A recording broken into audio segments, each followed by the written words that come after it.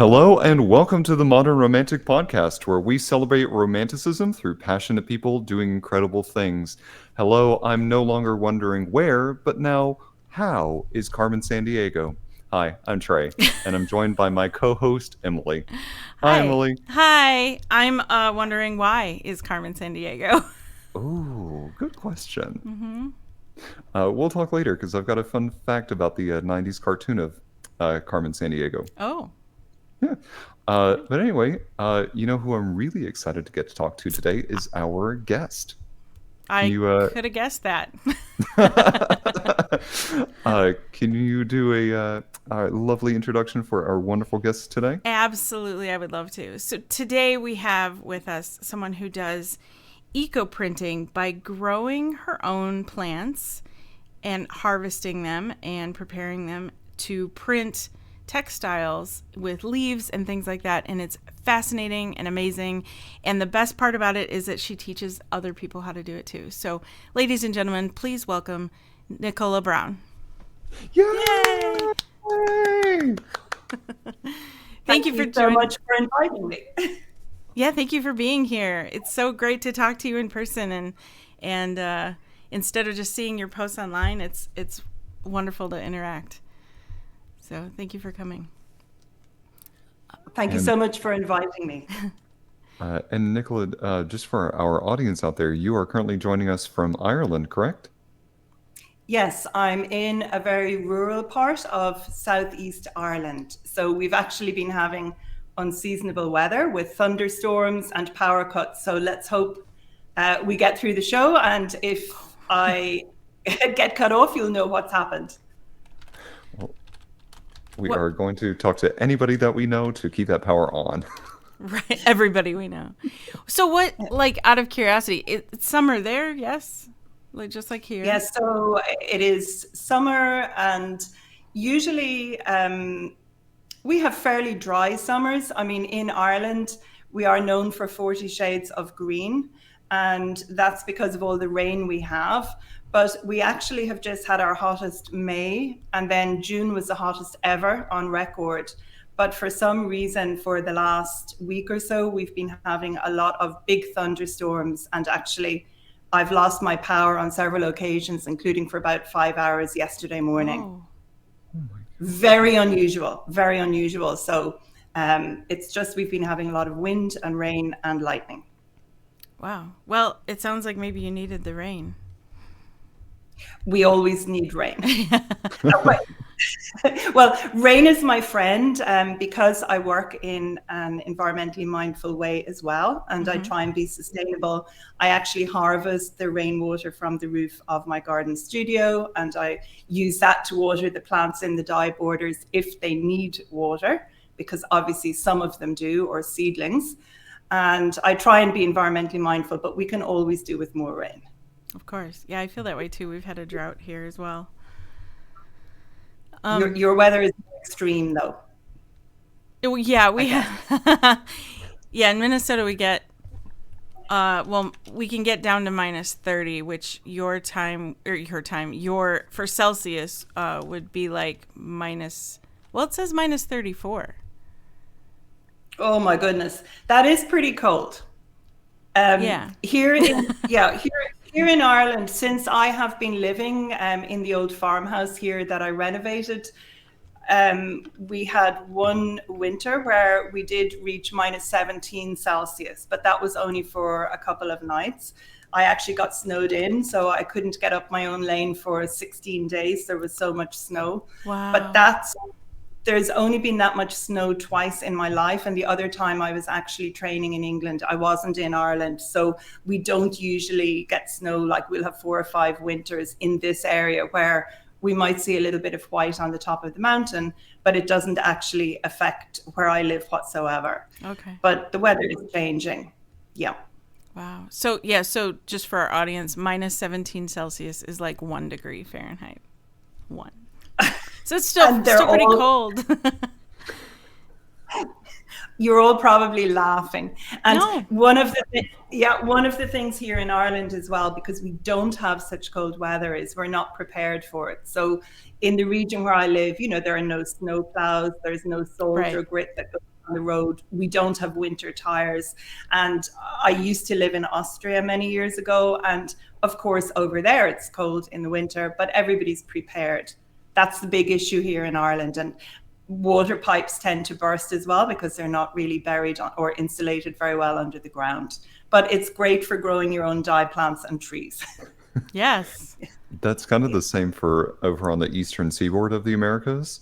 It's, yeah, I can say that no one is ever prepared for any kind of weather. They just assume it's going to be sunny all the time. And then when the first little bits of snowflakes happen, everyone goes into an absolute panic. And before that, because when I lived there, they would just whisper about it on the news, and everybody'd go buy all the bread and all of the milk and everything from the store. The shelves would be empty because they went, it might snow one day. Yeah. A meteorologist could whisper, like from 5 miles away into the microphone, it's going to snow this weekend. And everyone would just lose it. It's just... Yeah, it is interesting how years ago people, preserved so much of their own food and did, the things that many modern people don't do now. So I think nowadays, you're right, everybody rushes out. And certainly during the beginning of the lockdown period here, it was toilet paper that was in very short supply. People went absolutely mad. Same here. Yep. Why toilet paper of all things? Like, I can make my own bread, but toilet paper is a little more difficult. Yeah, definitely. So what got you interested in eco-printing at the beginning? I suppose I would have to go back a little bit before I was ever involved in textiles. Okay. So I've always enjoyed working with my hands, and I've always enjoyed being outside, and all I ever really wanted to do was work with horses.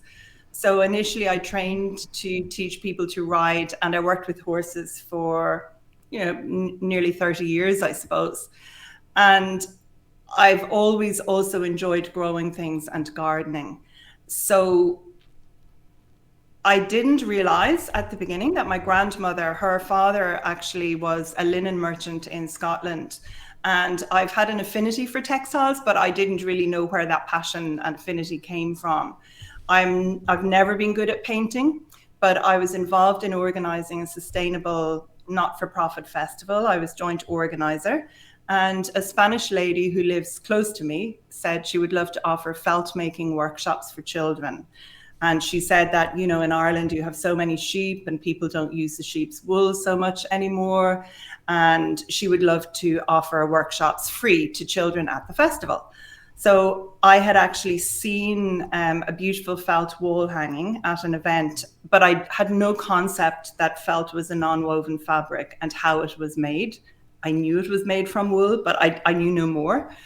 So I said to Carmen that I would love her to facilitate the workshop at the festival, but I had one condition, and that was that she would throw it open for adults as well. And she said, oh, no, adults wouldn't want to learn. And I said, well, I'm the organizer and I would like to learn. So it's adults and children or no one.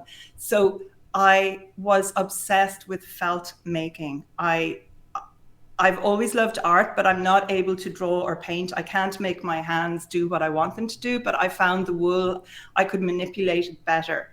I still always keep things simple and natural and crafted. I don't make very complicated shapes. I leave that to other people. But very soon I started teaching felt making in America, actually, and then subsequently in Portugal.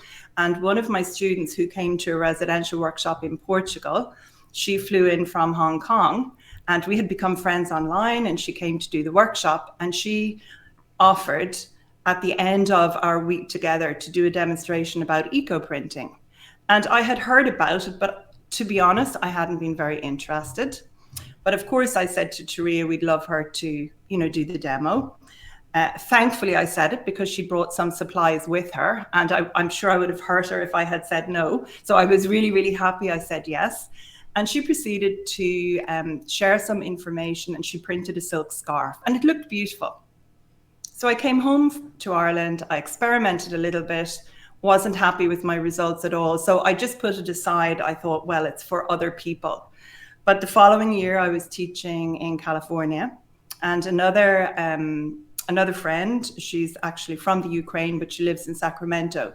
She came to visit me in the studio where I was teaching, and she gave me a gift of a beautiful eco-printed felt scarf, and it was absolutely glorious. And I was saying, oh my goodness, Nina, this is just amazing, or Nika. And she said, I don't know what you're doing in Europe. You need to boil the bottom out of your saucepan for 5 hours. And she said, you will get fantastic results. So I came home from my felt making teaching trip, and I decided to try what Nika said. And suddenly I was achieving some very nice results, not all the time, but very nice results. And the reason that felt is such a good surface to receive the eco prints is actually because any protein-based fabric from an animal, so cashmere from mohair or silk or wool, they take the color much easier when you're working without chemicals to fix the color. And so suddenly I became passionate about eco printing on my felt. And then I became passionate about eco printing silk to incorporate into my felt. And then it just went from there. But if she hadn't said to me about, boiling the bottom out of your saucepan, I would just have continued to leave it for other people, because felt making really was my big passion. But once I did start eco printing, I have 18 acres on my property, and I renovated an old farmhouse. I had already planted over 13,500 trees. So suddenly I was looking at everything that I was planting in a different light as a potential sort of vegetation to print with. And then I discovered that when you were working without using the traditional powdered mordants or chemicals, not every sort of vegetation would print. Whereas if you use the chemicals, you can print with anything. So that's what I've become known for, and I love it. And I love sharing it with, other people who are environmentally mindful and, health conscious. Right. So that's it, really. I want to know, you said boiling the bottom out of a pot. Tell me what that is, because that doesn't sound feasible, really. It's exactly, it's really exactly what it sounds like. So the process as I actually use it, I select a reactive metal pot. So that would be something like aluminium or cast iron or copper. Okay. I don't work in stainless steel or enamel. So once I have a reactive pot and I wrap my fabric with the vegetation I've chosen to use, if I also roll my bundles up on metal, I can achieve different colors and modification of color. So for example, the scarf that I'm wearing myself now, for anybody who can see on the video afterwards, it's got very dark tones. I like dark color myself, but if I wrap my fabric on a copper plumbing pipe, I will achieve much brighter and more yellow tones. Okay. So once I have my bundles prepared and tied very tightly with the chosen vegetation, I bring the dirty pot, as it's called, to a boil. So I have a big pot, and that is filled, in my case, with water, with vinegar, and with optional eucalyptus vegetation and maybe onion skins. And I also put some big chunks of rusty metal in. So eco printing is great if you're like a magpie like me and you have a pickup truck and you love picking up old exhaust pipes and things from the side of the road, because all of these may be used to wrap your textiles on or put in the pot and modify the result that you get. And then I bring the pot to a boil. And I see in the chat that somebody is saying it sounds like quite the interesting soup. Absolutely, it is. And I'm really, really keen on using eucalyptus leaves in my dirty pot as well, because I find that they enhance the background color of what I am printing. Okay. And most people know that eucalyptus leaves or eucalyptus as a tree contains a lot of oil. So after I've had an eco printing session, I bring that pot liquid to a boil. And depending on what I've wrapped my fabric with, I would then boil from between 2 hours up to about 5 hours, depending on the leaves that are wrapped with the fabric.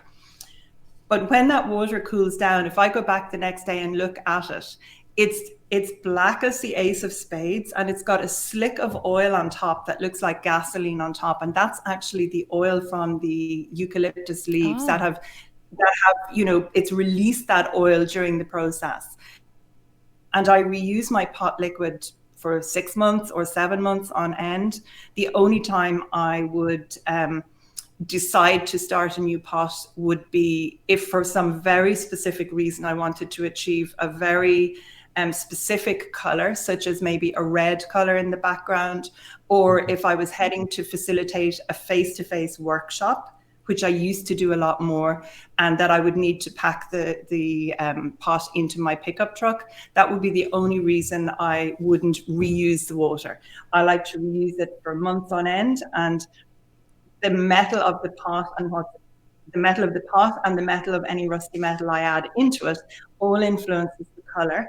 And the rusty metal helps the pieces be more wash proof and color fast, because who wants to create textiles that you can't shove in the washing machine? Right. That was one of my questions actually too, is how long this would last. But the vinegar helps set it too, doesn't it? Well, realistically, vinegar is considered to be a modifier and not a mordant. So a mordant would be the chemical that fixes a color. So that would be something like potassium alum sulfate, potassium or ferrous sulfate, copper sulfate, alum acetate. They chemically, structurally alter the fabric, and you would make a solution of them based on the weight of the fabric you wanted to dye or print. And then you would bring that solution with the fabric in it up to temperature and hold it for an hour. And that chemically alters the structure of the fabric. So if you wash the fabric, the mordant is impregnated in it. Okay. And then it makes it easy for the fabric to receive the dye color. Whereas what I do, I'm not doing that mordant at the beginning. So in my case, certain vegetation likes vinegar because it's acidic. So eucalyptus is one of the leaves that actually releases, it appears to give better prints with vinegar. But vinegar is a modifier. So if I soak my fabric in vinegar and wash the fabric, the vinegar washes out. But the effect of what it does to the metal and the vegetation is what I like. Okay. And it doesn't matter how many people say, how many scientists say it shouldn't make a difference. It does make a difference. I've done loads of tests, and I have pieces that had vinegar and pieces that didn't. It makes a big difference. But they're all, providing people use the vegetation that I recommend, everything is washable for years to come. You sound like such an incredible chemist when it comes to those things, and you're able to just talk about the reactions of things. And it's incredibly fascinating that this is both an artistic and almost a scientific process. Yeah. Yes, I have to say, Trey, there are very many more people who eco-print who do use the chemicals, the powdered chemicals, to fix the color. And I'm not saying that that's wrong. I'm just saying that I choose not to use them because I prefer to be more environmentally mindful and health conscious. And that's why many people follow me. They've often had health issues and they don't want to be inhaling the powders. You need to be careful when you're using them. The thing about using the mordants, it's very, very precise. So people who do use them, it is, there's a chemical reaction. So people would weigh their fabric or their fiber. They would weigh the amount of natural dye product they were using. They would weigh the amount of the powdered mordant, and they would use a non-reactive pot such as stainless steel or glass or enamel. Whereas I'm working in a more organic and intuitive way, but I'm still harnessing that chemical reaction. But for me, I only have so many hours in the day and so many brain cells. I'm actually helping care for my mum with Alzheimer's and dad's cousin with dementia part-time. So I don't always need to know exactly why it works, or not why it works or how it works. I leave that to the people who are more precise and they really do want to achieve the same result time after time. And for me, what's also fascinating is that vegetation that I grow here in the southeast of Ireland, Japanese maple would be an example. I get no good prints from Japanese maple, but my friend who lives 1.5 hours away and her soil is different, she gets fantastic prints from hers. Wow. And Yeah, it's really fascinating. And I have some specific trees, a eucalyptus archery, or it's commonly called the cider gum, and it gives completely different color after there's been sustained rain. It's not giving great color before rain, and after rain, it gives beautiful color. So I just like that, the fact that it's not the same every time. 80% of the time, as an experienced eco printer without the chemicals, I understand and I know what I should get, but there's always that element of surprise and Sure. elation and sometimes frustration, but you can just print it again. Right. I love I that. Oh, go ahead, Trey. No, go ahead. I was just going to comment that I love that that makes it art as well. That becomes something that you can't mass produce. Like it is Yes, different and every time. I think the word unique is used too often, but each piece, it can never be replicated. And in fact, that's one of the beauties to me, but it is also from the commercial perspective, it's probably,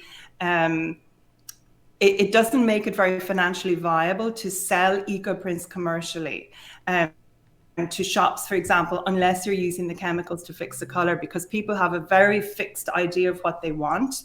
And because the seasonality plays such an important part, that can make it difficult. And I've learned over the years, I don't like doing commissions because sure as anything, I won't get the color I'm looking for. Yeah. The only thing that's extremely reliable all the time and gives color all the time, onion skins give really good color. Oh. So Ooh. it doesn't matter what fabric you're printing on with onion skins, whereas with other sorts of vegetation, you get very different prints on, let's say, linen or cotton, anything that's plant-based, than you do from the protein-based wool or silk. I saw that. Oh, go ahead, Trey. You had like a question or something. I'm sorry. No, just a comment of it kind of reminds me of like baking in that your final product is never really going to be exactly the same. It's going to have like essences of what you were doing, but it's never going to be truly the same way every single time. So it's very similar to what Emily was just saying. And it's really interesting, Trey, that you've said that, because I've just started facilitating a free 3-day boot camp. And at the beginning, I was explaining, I have many people from all over the world who have joined. And whether people are totally new or they're moving over from working with the Mordants, the really interesting thing is eco printing at the beginning, the foundations, it's like people go wild. It's like with a recipe. If they follow a recipe at the beginning, and do something simple, let's say an omelet or a soda bread or something, that's okay. You wouldn't tackle a 5-tier wedding cake with fondant icing as your first project. But there's something about eco printing, and people just go wild. And they've got all these flowers and leaves in their garden. And I can say, please stick to onion skins. You won't get it. Or please do not do X, Y, and Z. But people want to change that recipe all the time. So I have sort of like a little, I will give very clear guidelines on what will give good results. And the people who follow what I suggest get spectacularly good results. But after any teaching experience, there will always be someone who says, oh, well, I know you said, Nicola, not to, but I just had to. And I don't know why it didn't work. And the reason it didn't work is that they put some other leaf in their pot. And the tannin leached out. It had a reaction with the iron. Tannin and iron make black. And they get no prints. It's as simple as that. They've done something, but they don't seem to understand. So relating it to cooking is an easier way. If you replace all the flour with salt, well, nobody's going to want to eat your thing. So if you replace one of the ingredients with printing, Right. Yeah. It's oh god, I had a thought. Emily, go ahead. I was going to ask, do you, as far as onion skin specifically goes, do you find a difference in different types of onions then too, like a purple onion, or here they call it a red onion, versus a regular white or yellow onion? Yes, and I think I call what you call a white one, I think I call it brown. Are they the ones with the brown papery outside, or do they look white? Ones have once it dries, it's kind of brown papery. Because we have white onions that look white. Oh, And actually, we have so both. that, yeah. We have So I both. think you're talking about the ones that I would call brown onions. Okay. So it's very interesting you ask this question. When I started eco printing, I found that the red onion skins, which look that little bit purpley, and what I call brown onions, but you may call white, that outside papery skin from both of them always gave the same color. And I can see in the comments, thank you so much, Archer33X. The yellow onions are the ones that have the brown papery skin, and the white onions have white skin. So Okay. I Yeah. would be saying that yellow onions are what I use the most. Okay. And at the beginning, I found that they gave the same color. But strangely enough, over the years, I have noticed that the red onions, or the purpley red ones, now they can give a lot more of an olivey green color. And vegetation does not print the color that it looks. That's very important to say. Although onion skins tend to print similarly to what they look, most vegetation doesn't. And when I first noticed the red onions giving a different color, I then identified that some of the onions that I had been getting the skins from were actually imported. Not because I was buying imported onions, but because somebody was saving the onion skins for me. And they obviously were growing in a hotter climate. So now, if I had a choice, the yellow onions are my favorite. The print is the best from the yellow onions. And if you think about an onion and it's got that rounded shape, the very outside of the onion, that outer curve, when that piece of onion skin makes contact with the fabric, that releases more dye than if the inner curve was in contact with the fabric. Wow. So if I'm actually making something with the mirror image, I have to put some up and some down. Otherwise, I won't get a balanced print.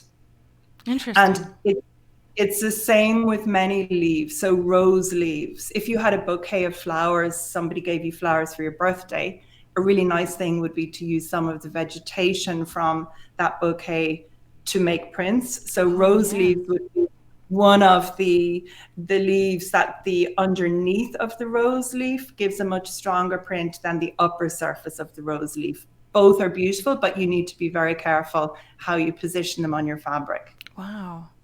I wouldn't have thought of that, which side would make the bigger difference. But yeah, I could see why that makes sense.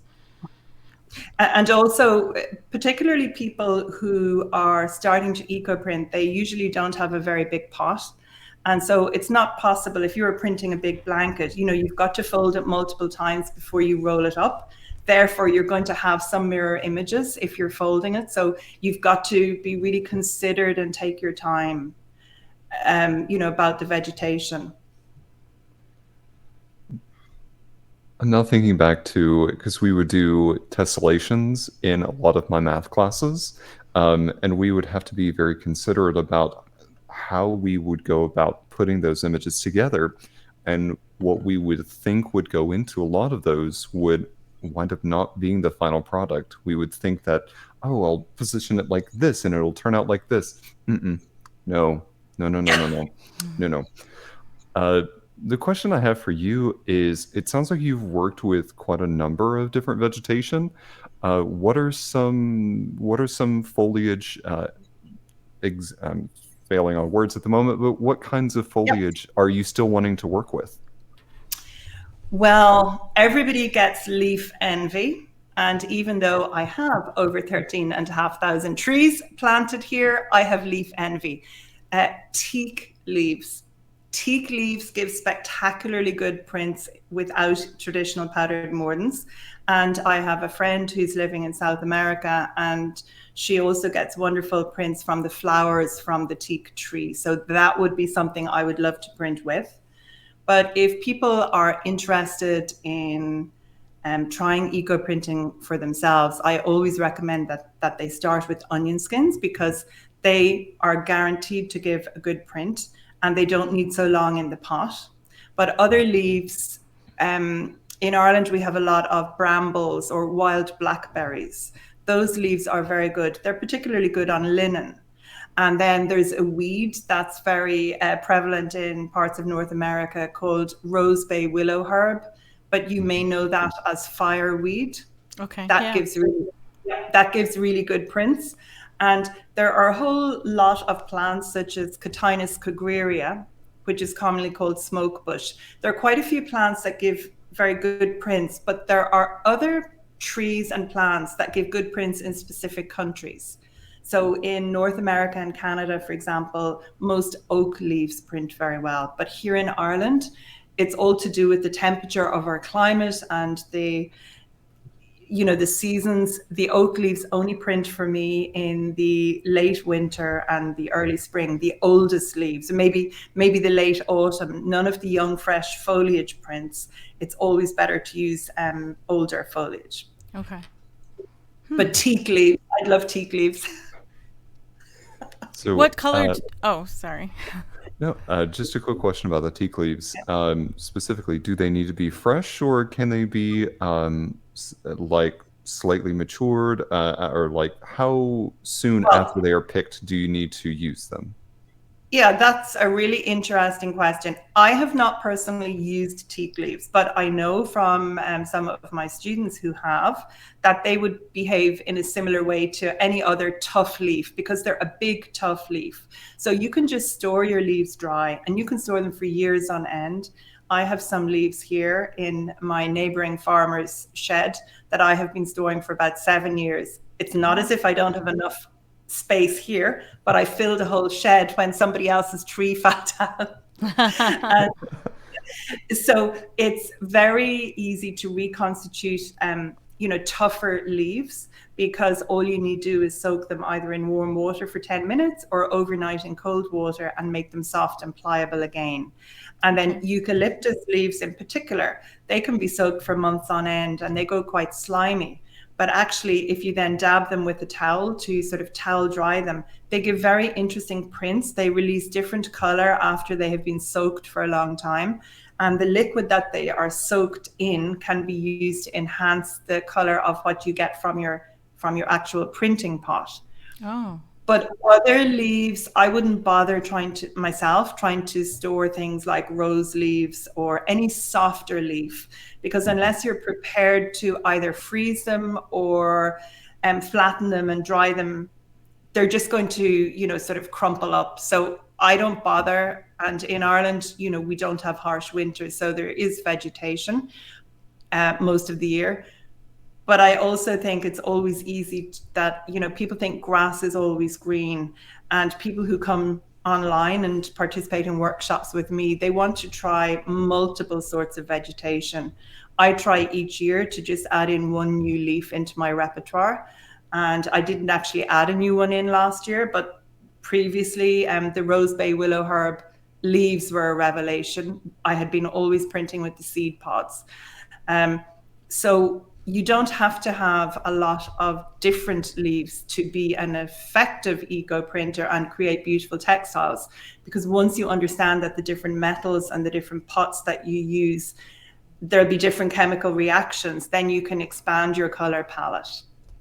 Well, if I come across anybody that is a trader of teak leaves, I will make sure that you get an entire case of them. Well, thank you. Now, thank you for the kind offer, Trey. But that is actually something that I would just like to say to people: you should not post leaves cross borders, because of the issue of importing disease. So that is a big thing. So that is just something to be quite careful of. I will be teaching in Australia later in the year, and I have to say it would be very tempting to bring some of their beautiful leaves home with me. But you shouldn't transport them across borders. So I would say thank you, Trey, but unless they are legally allowed to export them, I would have to decline. I just don't want people sending vegetation across different states. Right. And getting arrested for it. But you could go to where teak leaves are naturally, like natively. Yes, but I couldn't bring them home to Ireland. But totally not. You could just eco print there on site. Yes. Yes. Absolutely. Okay. So if you find them, Trey, no, absolutely. One of my students in quite a number of years ago, when I started teaching eco printing online, she and her partner or boyfriend, they went to some place that was off the grid. It was some tropical island, I think. And at one stage, they were cooking with, on a wood burning, they made a kind of a wood burning thing outside, like a fire pit, and they had a small pot. But she took a photo of her boyfriend wearing a silk, sort of a Hawaiian style shirt, but it was just a plain color. And it literally had just one big teak leaf on either side at the front and a huge one on the back. And she took a photo of them in this teak forest. And I kid you not, some of the leaves looked to be about 3 feet long. I don't know how big they were, but they probably weren't 3 feet long, but they were probably 2 feet. They were absolutely huge, and they were knee deep in these leaves. I've rarely been so jealous. And I think you were asking, Emily, what color they print. They seem to print from a sort of a rich chocolate to almost a madder red color. Okay. Nice. That's without using the traditional powdered mordants, and they may give it a different range of color. If you have different mordants and you modify the color as well, and maybe change the pH of your water if you're using mordants. Fascinating. Yeah. Do you have, I saw somewhere online, and it's been many years now, someone who did, it was more dyeing than eco printing. They had a sample book they had created for themselves to know what combinations would create which colors under what circumstances. So she had her own guide for where she lived and the native plants and things like that. Do you keep something similar for yourself? Well, the simple answer is no, I don't anymore. Okay. But quite a few years ago, I had some, mentoring from our Design and Crafts Council, and they really wanted me to become involved in, doing trade orders for galleries and for, high-end craft shops. So I did try that for a couple of years. I hated every second of it. I loved going to the events and getting the orders, but it was a nightmare trying to actually fulfill them. And I discovered I hate packaging. I hate every aspect of it. Just let me grow the plants and share what I do with other people, but don't let me loose. But at that stage, what I did was I had, particularly with the locally woven lamb's wool, I actually, printed with onion skins, with oak leaves, with blackberry leaves, with different varieties of eucalyptus, because each variety of eucalyptus gives a different color, and many of them give red, but not all. So I printed all these samples, but really realistically, because the season and the current growing conditions affect it so much, it's nothing like as precise. If I was using mordants, I could achieve the same color time after time, and I can't. So it just didn't work for me. But I do have plenty of samples, and I enjoy showing the samples to people. But if we use the same vegetation tomorrow, we might not get exactly the same result. Right, that makes sense. Sure. Yeah. Plus, you have so much knowledge already in your brain. I could see why. Plus, your appreciation for the art of it seems to be more important than the consistency of it. Yeah, I always want to achieve good prints, but I'm happy that I can achieve what's in my head 80% of the time. And then there's that serendipity.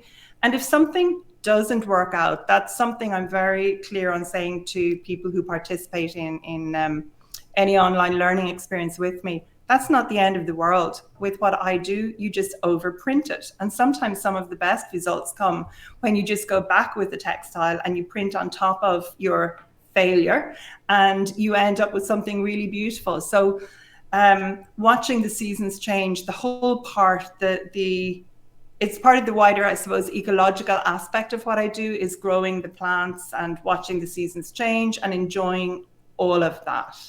And that doesn't mean I don't want to produce the perfect print, but everybody's idea of it is different as well. Of course. True. Yeah. You've mentioned a few times of the classes that you're teaching and that you are very much an educator. First and foremost, let me say I'm thankful that you're sharing all of this knowledge and that you're uninhibited about sharing that. We've encountered, like between Emily and I, many different artists who will almost gatekeep some of their secrets for things. And you are very, very open about sharing this. So let me just say thank you. Um, my question is, so if I were to come to one of your classes, what are some things that I should know before taking or signing up for one of your classes? If you were to come to one of them, I would say to you, if you're prepared to come with an open mind and listen and actually follow the step-by-step process as I would share it with you, I can guarantee you will get fantastic results. But equally, I can guarantee that probably 70% of people won't do that, and they may have good results or they may not have great results. But if you follow what I suggest at the beginning and you get a solid foundation, I can guarantee you will have fantastic results. I have so many people who have done really brilliantly just from some of my free learning experiences.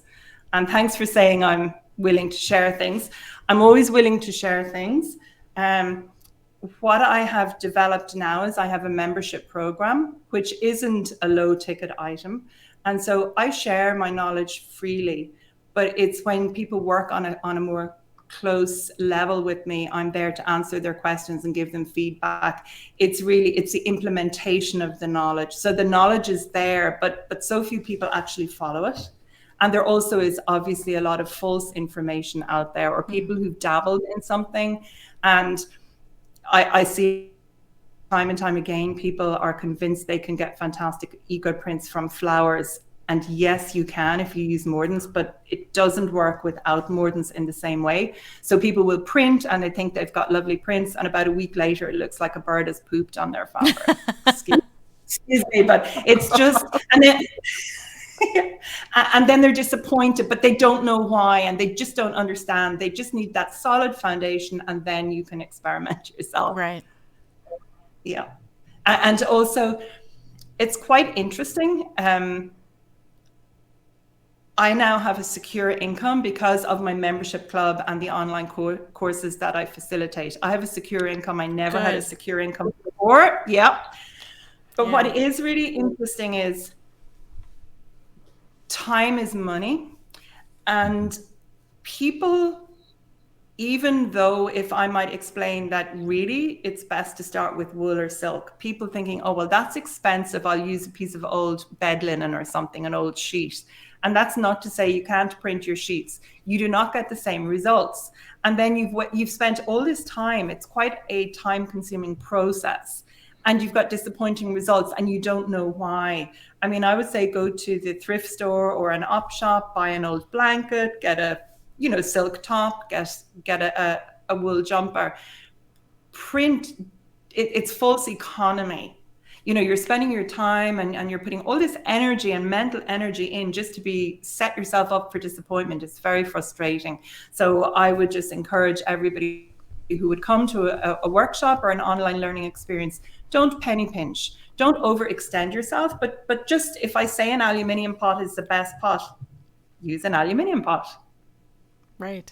Yeah, I can vouch for the fiber thing too, because I have a background in sewing and costuming and fashion design, and there are, here in America, we have an overwhelming amount of polyester clothing in the stores, and it's disappointing to me because to me, cotton and linen and silk and wool aren't so crazy expensive that I feel it's worth it to just go ahead and do that. I don't believe in like throwing away clothes after you've worn them once anyway, and some people do, unfortunately. However, I believe in natural fibers, and I believe in how the eco side of it, but also comfort level, durability, and all of those things is 100% worth whatever you're paying for those fibers. And it is always worth, also it looks so much more amazing. You're never going to get the same thing with polyester, ever. No, and from the eco printing perspective, it is also interesting. Polyester won't take the color whatsoever. Right. So even if you buy a garment in a thrift store and it has polyester stitching, You do have to just be careful about that. But funnily enough, nylon takes the color fantastically well. But Oh, I don't want to wear nylon. no. So I personally only deal myself in natural Yeah. fibers. But nylon does take the color very well. Interesting. I wouldn't have expected Yeah, that. no, I didn't expect it either, but it does because, I was facilitating workshops. Somebody brought some nylon leggings and I thought, oh, these won't work. And oh my goodness, the color was fantastic. But I use one artificial fiber in my wet felting practice, and it's called trilobal nylon. And the trademark name is Firestar. And that's a really wonderful, shimmery fiber. It's very hard to explain as somebody who really loves natural fibers. Right. But when you're wet felting, if I start and I have maybe a fine layer of wool fiber, and then usually I'll put a fine layer of a cellulose fiber, I might put tencel, which is made from eucalyptus. So the tencel doesn't take the color in the same way as the wool. So immediately if I eco print a piece in a natural undyed white wool with tencel, I've got color, and then I've got a shimmer of the tencel on top. But if I put nylon, the trilobal nylon on top, again, it takes the color and it just gives this shine. It's like reflective. It's really very beautiful. It's a bit like looking at a dragonfly's wings sometimes. Okay. When they change and the light changes, you kind of say, is there something on that scarf or not? And you've just got that little hint of something. Sophistication. That's the only artificial fiber I have in my house, probably, and that I do use sometimes. So we all make choices. Of course. Yeah. That's fascinating, though. I'm I see watching somebody's- Trey. Oh, sorry. Yeah. No, Emily, go. Emily, go. I'm seeing in the comments here somebody saying, blackberries, and they're pretty sure they have fireweed and smoke bush in their yard. And they all give really good prints. And in fact, just before we came on air, I have eaten the first blackberries of the season, which would be really early for Ireland. Yeah. That's exciting. Yeah, delicious. Yes, delicious. I love those. Time to plant some. I have raspberries, but not blackberries. Actually, raspberry leaves also tend to print well. Oh. I haven't used them very often, but they do print well. And for anybody who is interested in trying eco printing for themselves, another tip that I would give people is not to try and vomit the vegetation onto your fabric. Try and have a little bit of restraint. Less is more. The negative space is equally beautiful. So I would say not to put 5 different types of leaves on a piece, like use all raspberry leaves or all blackberry or all rose, and you can end up with much more attractive pieces and more sophisticated. And if you just throw everything on, sure as eggs are eggs, some of them will not print well, and you will have these big gaps in your scarf. So my recommendation, until you have experimented and you know what prints well in your own area, is just stick to one sort of vegetation on each piece. Sure, that makes sense. Plus, you could take, my thought immediately goes into design. You could take like your onion skins, like your base, what you recommend, and you can cut an onion skin to be a shape, right? So absolutely. So you could make shapes with that without having to, like you said, flowers don't print well, but you could create a flower out of onion skins. Absolutely.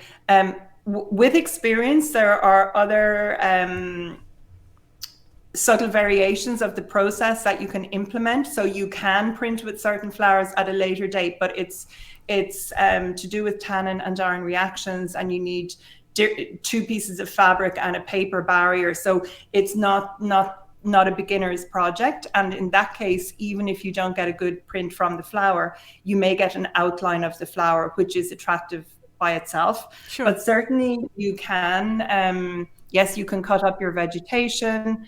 And I know there's a very well-known textile artist called Pam de Groot in Australia in the Blue Mountains. She's a friend of mine.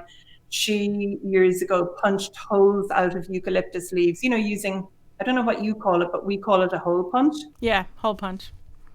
Yeah. Yeah. And so she then used leaves, and they had these little circular holes. So, there was different color where the leaf made contact with the fabric, where the little circles were. Okay. And I did a really interesting project with people of mixed abilities. It was as a sort of a community-based project, and some of the people had severe physical or mental I'm not sure that we're allowed to use the word disabilities anymore, but it was people of mixed abilities. Sure. It's hard to be very politically correct. And there was one woman, and she was very, very shy and quiet at the beginning. And we had 6 sessions together. And as each session progressed, she got more and more and more engaged with the process. And I never knew what had happened to these people before. But some of the adults had been living institutionally for many years, and some had suffered different forms of abuse. And she turned out to have a wicked sense of humor. And I heard her laughing one day, and I looked around, and she'd got the paper punch thing and removed the bottom of it, and she'd thrown all these bits of newspaper, like little, or magazines, the little round bits that people had punched out. She put them onto the eco prints. And one of the things working with these people was, you never wanted to say, oh, don't do it. So, I thought, well, we'll just have to run with this. It'll be a disaster, It worked really well, because the dye from the magazines actually then dyed, it was an artificial dye, but it dyed and gave these little round spots on the eco-printed fabric, which was really very nice. And the fabric was used for an installation. It wasn't going to be worn, so it didn't have to be washed many times. But another time I heard her chuckling as well, and I looked around, and she put a rubber glove in the bundle. And so where the rubber glove made contact with the fabric, it prevented some of the natural dye from the leaves going into it. So there was like that outline of the hand on her fabric. It was just really interesting. Yeah. And it showed me as well, I should have a more open mind, because I want everybody to achieve good prints. I am quite strict when I'm teaching usually. Because why come to me for a course if it is face-to-face, if you don't want to achieve good print? So I am relatively strict. So I had to sort of relax my methods a little bit when I was teaching this group, and it was really enjoyable. Yeah. Well, and what is art to another person? I mean, no one may have thought to throw a rubber glove in there, but that one person.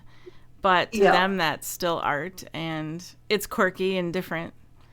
So. And then, of course, when the glove, it was a sort of a creamy glove. So the glove itself took the print. Oh. But it masked the area on the fabric, but the glove actually took the print. So you can also print on paper. And what I like to use is, there's a paper, we call it wallpaper lining paper. So if you had an old house and your walls were not in great condition, you might put this creamy white paper on before you put your fancy wallpaper on. And that really takes very, very good color. So that can be good fun. So those particular students did loads of paper as well, and they made fantastic pieces that they just suspended from a big high ceiling, and they all blew in the wind. They were a really interesting group to work with. I bet. Yeah.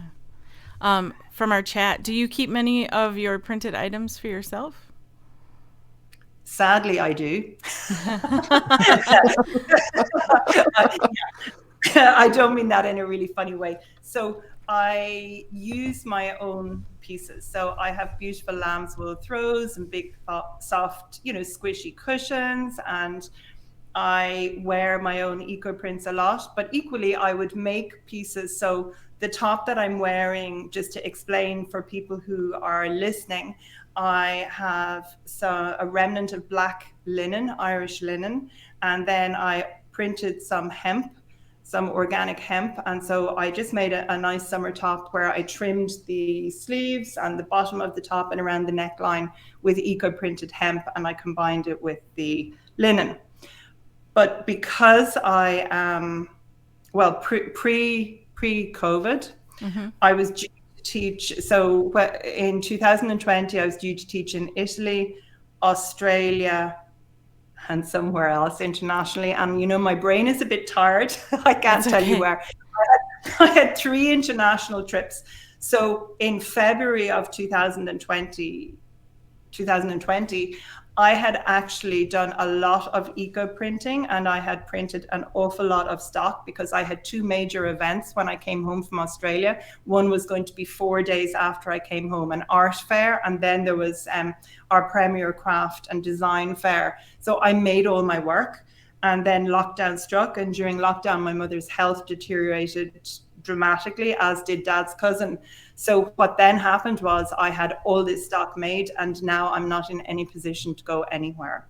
So I have held a few fundraising events where I've offered it at a discount, for one of the earthquakes, for Syria and Turkey, and also with Ukraine, and I have sold work. But I do have a lot of stock, but I enjoy using my own pieces, and I like giving people gifts.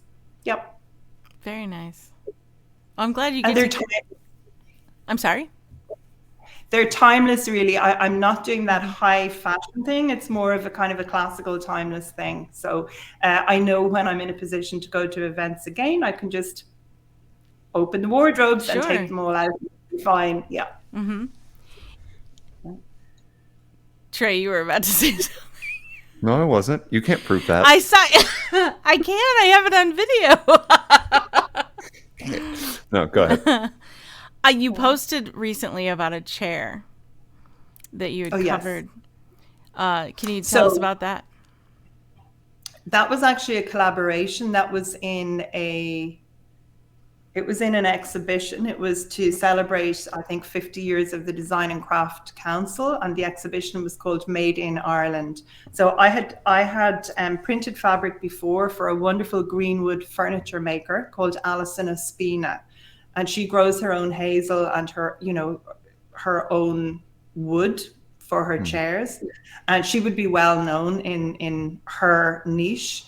And so every year she teams up with a designer. So she had worked with Orla Kiley, she'd worked with other people here in Ireland. And so she approached me, and she thought that the eco-printed fabric would be a good complement for the natural wood. So that was how we came together. And in fact, we have had work. Some of the pieces went to Australia before, when we worked together before. That was a major performance because a man was treating his wife to her 50th birthday present, and she wanted one of the chairs and she wanted a footstool, and we did all that. I did the fabric, Alison made the furniture, someone else did the upholstery. And then we discovered, like transporting leaves across the border, you couldn't transport anything with bark into Australia. There were these huge restrictions on what could go. So you could send furniture if the bark had been stripped and the timber had been treated in a certain way. So I had to do more fabric, and Alison had to make a whole second set of furniture. But it ultimately arrived in Australia. Yeah. So that was really good fun working with Alison. And you learned something about bark in Australia. Absolutely. But what was also really interesting, and it just goes to prove, when you do a collaboration with somebody, it is giving and taking. So Alison would tell me, sort of an idea or colors. I did print samples at the very beginning when we started doing some work together. And she liked certain prints better than others. But I've always learned that in general, we don't see them in the same way. So I would send the fabric down, and I usually found that the fabric had been used to upholster the pieces in the reverse way round that I would do. So it was really interesting. And it was Alison and the person who physically did the upholstery, because Alison made the chairs and then she had somebody else who did the upholstery. They were the people who determined which prints they would feature. So the chair, I think, and the ottoman that you're talking about, that fabric was printed with onion skins. But there were other other chairs that the fabric was printed with eucalyptus leaves of different shapes and colors and sizes. And every single time I sent the eucalyptus leaf printed fabric, it never, ever was displayed the way I would have done it. Not one. Oh, no. But I can see why different artists' minds see it differently. Totally. And I understand that. But I just found it very interesting because when I also went and I did selling events and curated, juried kind of, shows and galleries, not exclusively, but often the pieces that would sell were the pieces that I was not as fond of myself, and the pieces that I particularly liked didn't always sell. That is so interesting. Yeah, so it just shows beauty is in the eye of the beholder. True. Yeah. Yeah. Well, I haven't seen anything you've made that I didn't like. Same. Yeah. You probably look very good, Emily, with your beautiful auburn hair. You probably look pretty good in all of them. And Trey, it's interesting because men in general really love the eco printing. And every time I would go to America, I would buy as many silk Hawaiian style shirts as I possibly could in any pale color that I could find. And I would bring them home and print them. And they would usually be one of the first things to sell when I went to a show. Because men who like the eco prints and are a little bit more flamboyant in their clothing choices, if they found me, they often would just say, oh my goodness, we can't find anything unusual, and they'd buy 3 or 4 pieces. Sure. Well, yeah, that would be like a gold mine of cool clothing. I would feel the same way. It's interesting. Yeah. With your work with other artists, is there anyone in particular in the world that you would like to collaborate with?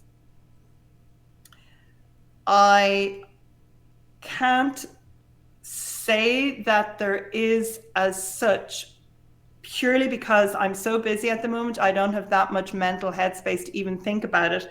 Having said that, I collect ceramics from somebody who's actually very local to me. His name is Jim Behan. He's a wonderful potter, and he also does really, really beautiful salt glazes and Japanese style tea bowls. And I collect his work. I have a lot of ceramics, and actually you can eco print on ceramic. And that is something that actually I have thought I should talk to him about, but I haven't got that far. But he and his wife like my work, and I love his work. So I think it's something he would be open to. I just need to have a little bit of time, and I just haven't got time. Right. That sounds fabulous. I hope that happens one day. I want to see that one day. Yeah. Yeah. He's a wonderful potter. He's a potter's potter, and he does really beautiful work. And he's the kind of man who's very open to chatting about that kind of thing. So I just need to do it one day. Yes. Well, we're going to keep following you so we can watch when that happens. Oh, thank you so much. Thank you so much. Sorry, Trey. We do this all the time. We're like, he's going to say something. I don't know. Maybe I should ask the next question. I don't want to step on your toes, Trey. So do you have anything upcoming that you're doing? I know you're very busy. You have the free boot camp going on right now. Do you have anything? At the moment, so at the moment I have the free boot camp, and then all those videos will be available until Sunday next week. But actually in the middle of this week, after the free boot camp is over on Wednesday evening, I'm opening up my membership club. It's called the Eco Print and Wet Felt Club. Okay. And I'm opening that up for new members. It's only going to be open until Sunday evening. Okay. And the reason that I keep it very tight is that it's nice to have new members joining at the same time, and then I can concentrate on helping them get integrated and meeting the other members, rather than having it open the whole time and dipping in and out. Sure. So that really is the big thing that I have on at the moment. Okay. And I am teaching in Australia. I mean, it booked out in 5 minutes, so there's no point anybody asking about it. I'm teaching in Australia in September, and yeah, that's my next big thing. Okay. But the anybody who is interested, definitely, if they do click the link or register for my newsletter, I do hold different free learning experiences during the year, and then usually after them I will offer a paid one. So a while ago I had an upcycling clothing workshop or course available, and I have an ebook. So I will be opening something else in the autumn for registration, but it will again only be open for a few days. I just find it's a better business model for me, and then I can concentrate fully on the people who do join. Great. That is awesome. And with so many opportunities, I want to make sure that our listening audience is able to connect with you online, because you do post often. So I want to make sure that they are able to connect with you. What are the places that you are most active or would like our listening audience to know about? Well, I'm very active on Instagram, Facebook, and YouTube. But on Instagram, my main textile account, it's just my name, Nicolabrown, Clasheen, Classheen. And that account has the biggest number of followers. And unfortunately, I now am not able to follow anybody back from that. So I just never want anybody to be upset that I can't follow them. I've maxed out the number of people, and there's over 115,000 people following me on that account. So recently I set up a new account called A Rustic Irish Life. And there's an underscore between each of those words. So on A Rustic Irish Life, I just set it up at the end of May. But that's actually to share a little bit more of the whole daily practice and life here in rural Ireland. And that's really, it's been interesting because obviously I have a business account and I can see statistics. So I'm getting more men who are interested in sustainability following me on A Rustic Irish Life, as opposed to the pervy men who want to connect with me on the other one. So fascinating difference. yeah. And the age group is different. It's really quite interesting. So A Rustic Irish Life is all about daily life in Ireland, and there could be something from the kitchen or, obviously a lot from the garden and eco printing. And I mentioned I was coming on the podcast. But the main textile related account is Nicola Brown Clasheen. Then my YouTube account is just Clasheen, Clasheen. And that's where I have a lot of free information and tutorials about wet felting and eco printing. So that's youtube.com/Clasheen. And I also have a public Facebook group, which you need to request to join and, agree to the terms. And that is Nicola Brown. I think it's just Nicola Brown. Okay. I can't actually, I would have to look that up. But I also have Nicola Brown Clasheen. But I think the group is Nicola Brown. Yeah, that's it really. And if anybody is interested in, if they would like to join my newsletter or anything like that, if they just go to either of my Instagram accounts and look up in the bio, there will be a link, to my newsletter there. I release a weekly newsletter, and then when I have an event coming on, there might be an extra email or two if people are interested.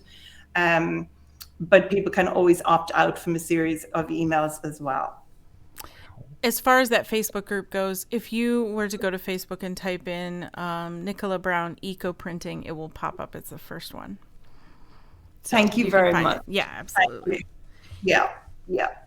And real quick, before we move on, I wanted to say that your social media is amazing.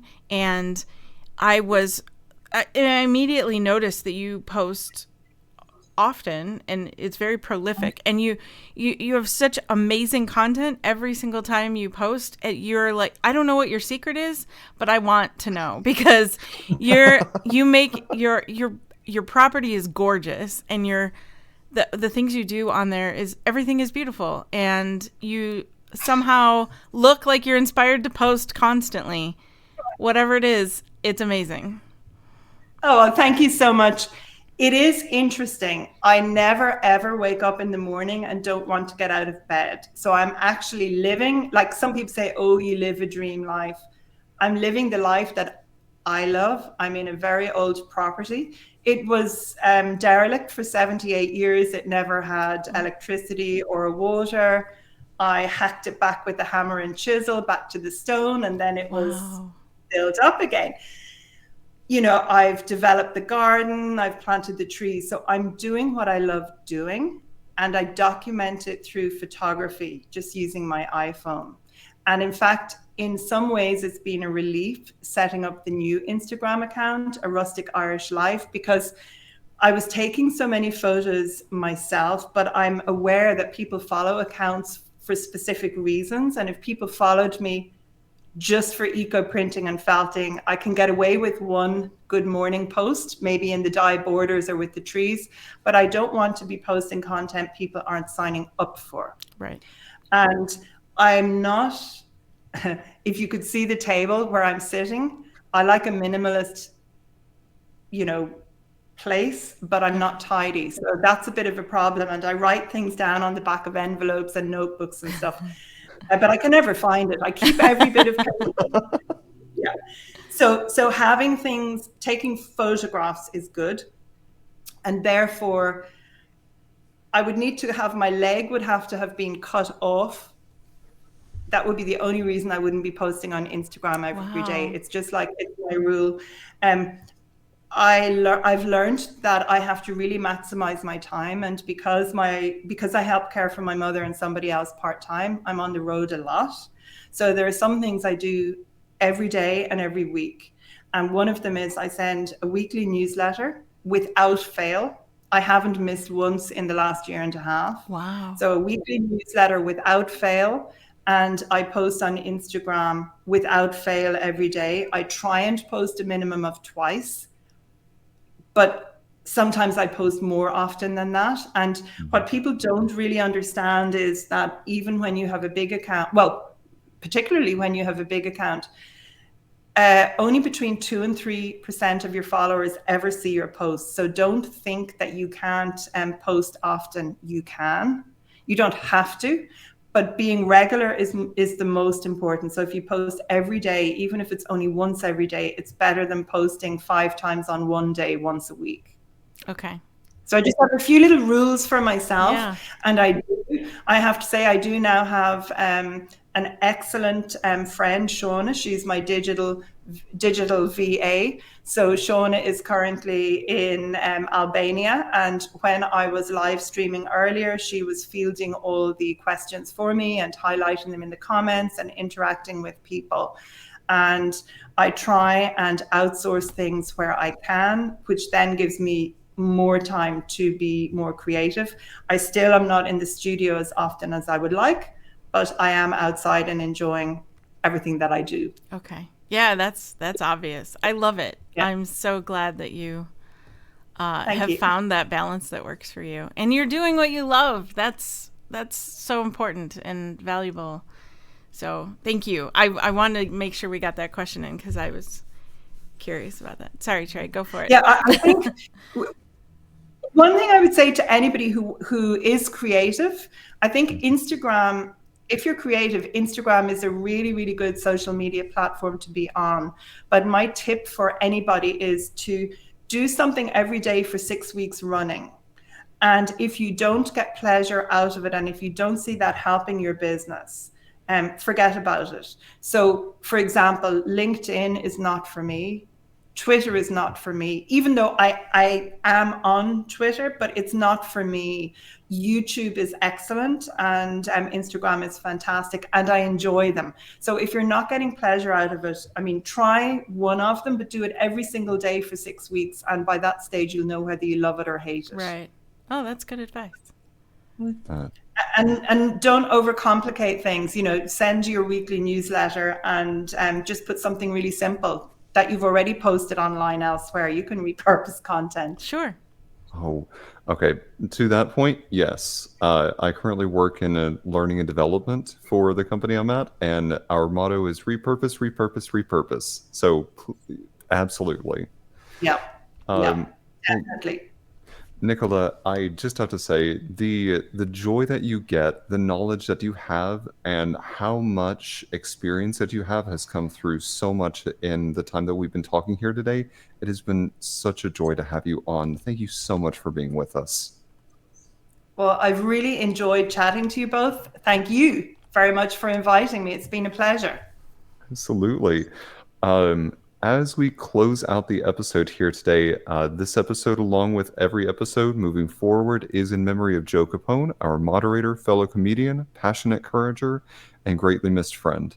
You can find us pretty much wherever you tune into podcasts. For updates, announcements, and more, please follow us on social media under Modern Romantic and help us reach our subscriber goals.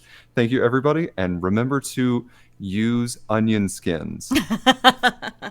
Absolutely. And don't forget to sign up for Nicola's free eco printing boot camp. We'll include the bio when we post the episode as well.